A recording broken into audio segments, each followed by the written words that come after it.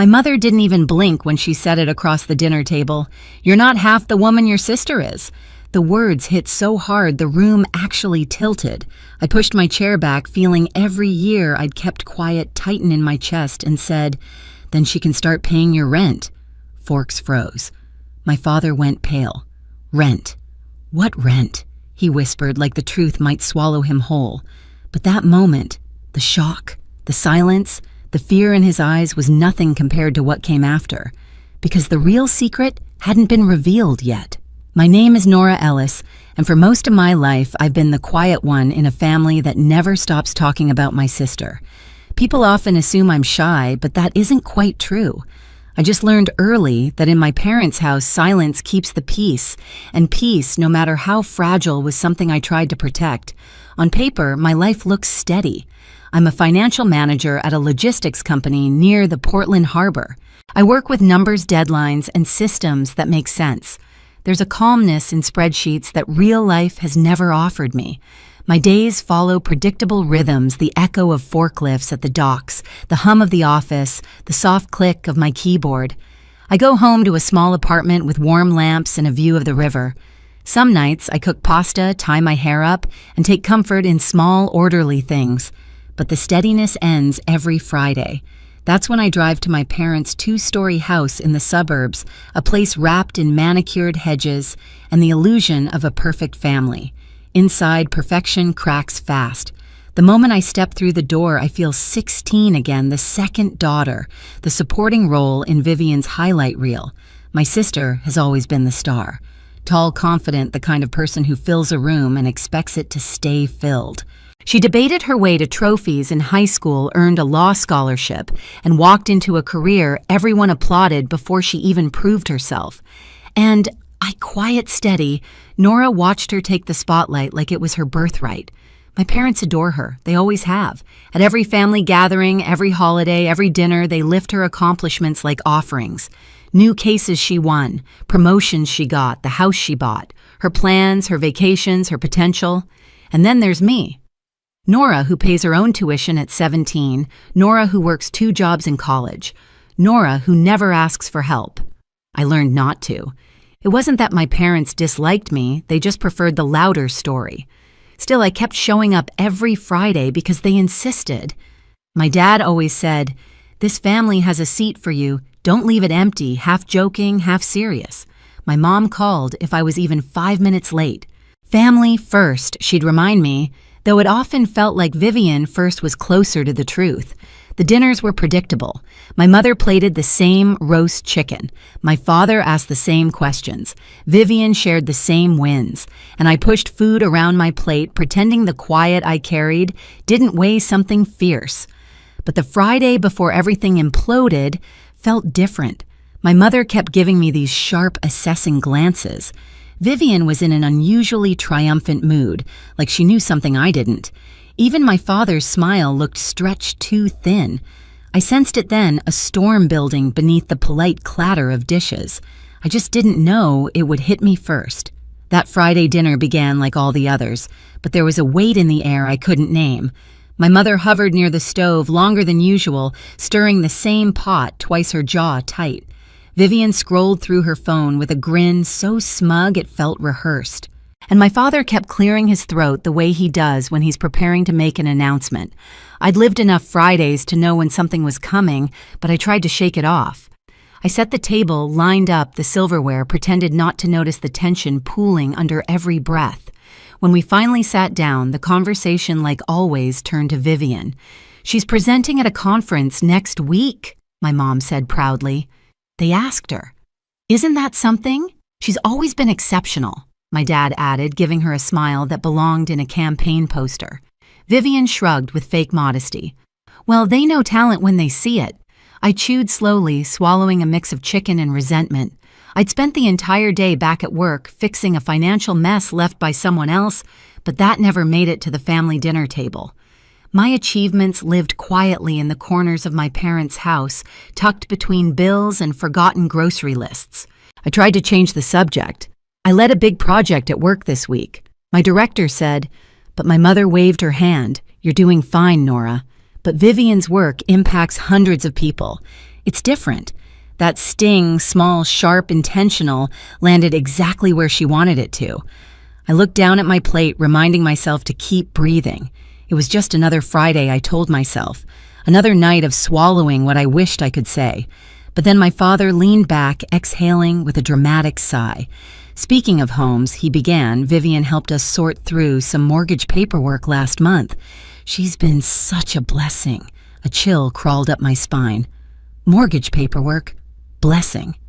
Vivian's grin widened. It wasn't a big deal. My fork froze halfway to my mouth. 3 years of payments pulsed behind my ribs. Payments I'd made quietly, without applause, without acknowledgement, because they told me they didn't want anyone worrying. I had sacrificed vacations, graduate classes, even the down payment for my own apartment. And now they were rewriting the story.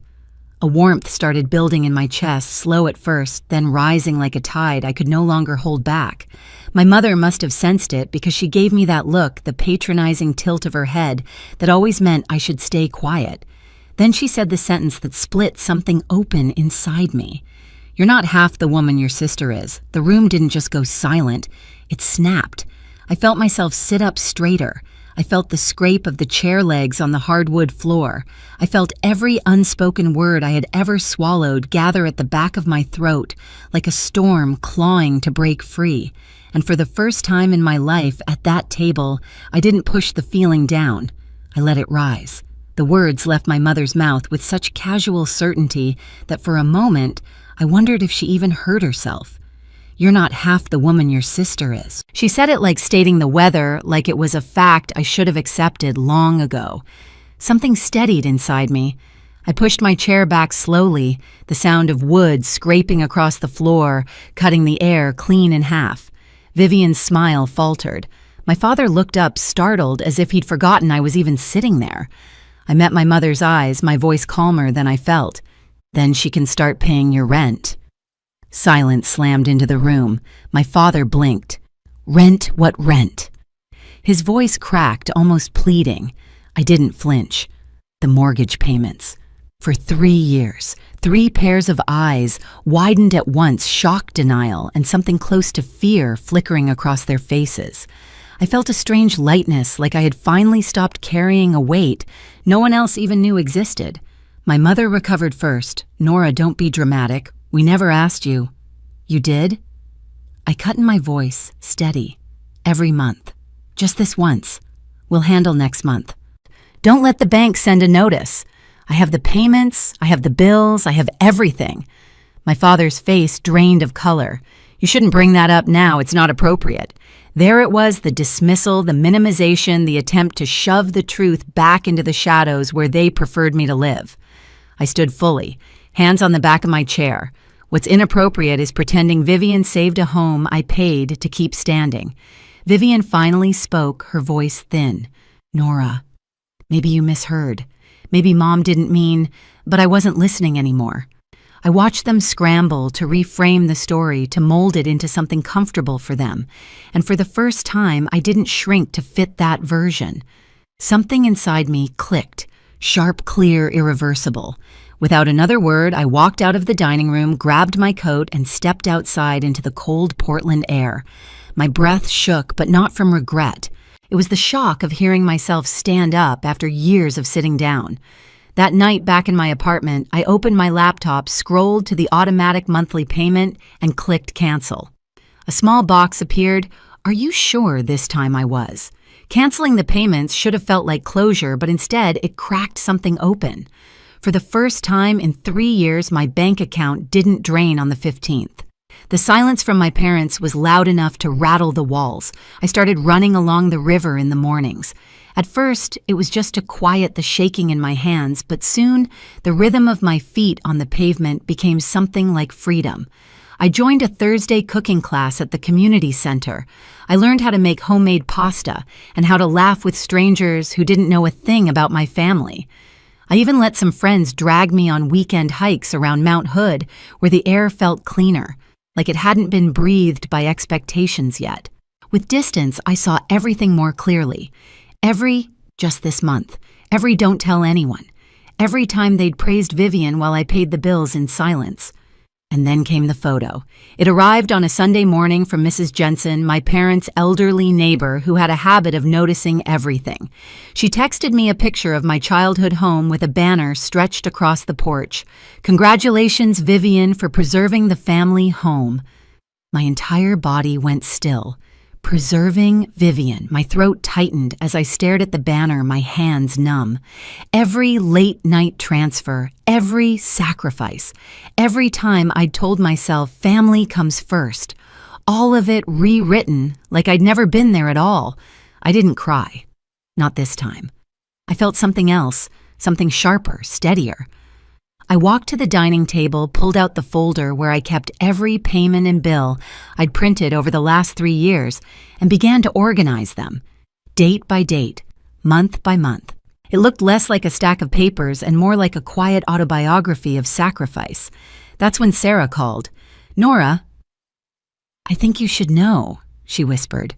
"Your parents are planning a family appreciation dinner next month. In Seattle. They asked me to make the slideshow." I braced myself. Let me guess. It's about Vivian. It's worse than that. I could hear the discomfort in her voice. They want to highlight her as the reason the house was saved. They gave me captions. They're calling her the anchor of the family. Anchor, savior, hero. All words I had earned but never received. "Send me the file," I said. She hesitated. "Are you sure?" "I'm very sure." When the slideshow arrived, I opened it and felt a hollow laugh escape me. Photos of Vivian standing proudly in front of the house, my parents hugging her on the porch, captions like, "Thank you, Vivian, for keeping our family home safe." I created a copy of the file and added what they had erased. After their final slide, I inserted a timeline of the payments, bar charts of monthly support, screenshots of messages from my mother blurred for privacy, but clear in meaning. And the last slide, a photo of the house with the words, "The truth deserves a place too." I saved the file to my laptop, to the cloud, and onto a USB drive I kept in my bag like a heartbeat. Weeks passed. I moved into my new apartment in Seattle, bright quiet, with floor-to-ceiling windows that looked out over the skyline. I bought a light gray sofa, a small oak table, and one tall bookshelf. For the first time in my life, I walked into a home that belonged entirely to me. And then the invitation arrived. A message from my mother, family appreciation dinner. Dress nicely. No explanation, no acknowledgement, no apology. But when the day came, I didn't go to impress them. I went to finish something. The restaurant in downtown Seattle glowed with soft amber lights. Through the glass, I saw familiar silhouettes, my parents' Vivian, in an emerald dress, relatives I hadn't seen in years. Everyone dressed like they were attending a ceremony. And in a way, they were. I waited by the doorway, unseen, as my father took the microphone. "We are here," he began proudly, to honor our daughter Vivian, the one who stepped up during difficult times, who helped us keep the home that has been in our family for decades. Applause, smiles, cameras flashing. The slideshow started. Vivian on the porch, Vivian holding papers, Vivian smiling next to my mother, caption after caption painting a story that wasn't true. Then the screen flickered. A bar chart appeared. Then another. Then the dates, the payments. 3 years of financial support mine spread across the screen in unforgiving clarity. The room went silent. My parents froze. Vivian's mouth fell open. I stepped forward into the light. "If the truth makes anyone uncomfortable tonight," I said calmly, "that's not my problem." Every head in the room turned. My father looked at me like I was a ghost he never expected to see. My mother's face crumpled, not in shame, but in fear of being exposed. Vivian's eyes filled not with sorrow, but with dread. I walked toward the screen. For 3 years, I paid the mortgage. Not 1 month, every month. Quietly. Consistently.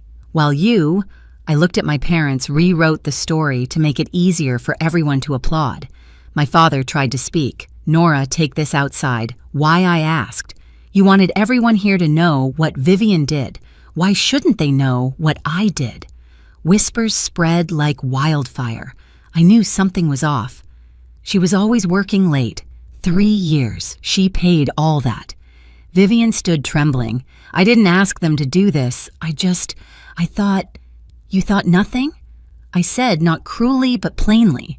You enjoyed being the hero in a story that was never yours. My mother finally found her voice. Nora, we didn't want to embarrass you. I laughed softly. Embarrass me by telling the truth. The USB drive felt heavy in my pocket, but the truth on the screen was enough. I had no desire to attack them further. The point wasn't to win. It was to be seen. For the record, I said, I don't want the house. I don't want credit. I just won't let you erase me. The room stayed silent long after I stepped away from the screen. My father reached out a hand. Nora, wait. But I didn't wait. I turned and walked toward the door, feeling lighter than I had in years. Outside, the cool Seattle night wrapped around me. I stood on the steps, breathing in the sharp air, and realized something. This wasn't revenge. It was release. Inside, they could argue, cry, deny. It didn't matter. The truth had been spoken, and I had finally stepped out of the shadow they kept me in. And once you step into your own light, you don't go back. 2 days after the dinner, I was watering a small plant on my balcony when someone knocked. Through the peephole, I saw my parents standing close together, looking smaller than I'd ever seen them. My mother's eyes were swollen, my father's shoulders tense, as if the cold Seattle air had carved new lines into both of them. I opened the door without a word. They stepped inside, slowly scanning my apartment like they were entering a life they'd never imagined for me. Sunlight spilled across the floor-to-ceiling windows, catching the edges of my bookshelf, the new dining table, the quiet I had built on my own. My mother spoke first. Nora, we're sorry. Her voice cracked. We were wrong. We shouldn't have let the story become something it wasn't. We shouldn't have asked you to carry so much alone, my father added. We talked. We want your name on the house. You earned it. I let the words settle, not with bitterness, but with clarity. I don't need it, I said. I have a home now, my own. What I needed was respect and honesty, not a deed. They fell silent. My mother's hands shook. My father looked at the floor like the truth had finally dragged him somewhere unfamiliar. I'm not angry anymore, I said quietly, but I'm done disappearing. If we rebuild anything, it has to start from that. Something in the room shifted. Not forgiveness, not yet, but an opening. A place where we could breathe without old stories crushing us. When they left, the apartment felt even brighter. I walked to the balcony, looking out over the skyline, realizing I had crossed a line there was no returning from. And for the first time, the future felt entirely mine. I stood on my balcony long after the door closed behind my parents, watching the Seattle lights blink against the dark. For years, I thought keeping the peace meant keeping quiet. But the truth is, silence doesn't protect you. It erases you.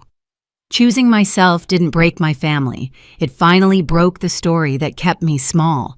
And maybe that's the real beginning. If you've ever carried a burden in silence or been written out of your own story, tell me in the comments. I read everyone. And if this chapter resonated with you, hit subscribe. More stories are coming, stories about finding your voice, standing your ground, and rewriting what family means.